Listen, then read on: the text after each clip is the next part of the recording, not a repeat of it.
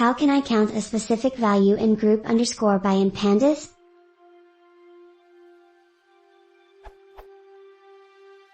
I have a data frame and I use GroupB to group it by season.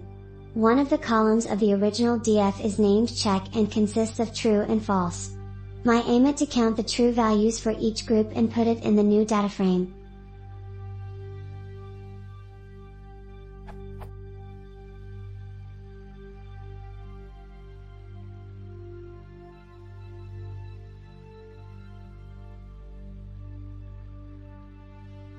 I have tried.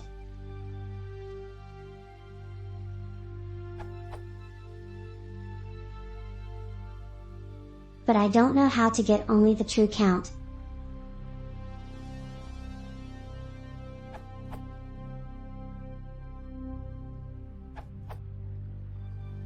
For counting true, you can also use sum, as true equals 1 and false equals 0 when doing a numerical operation.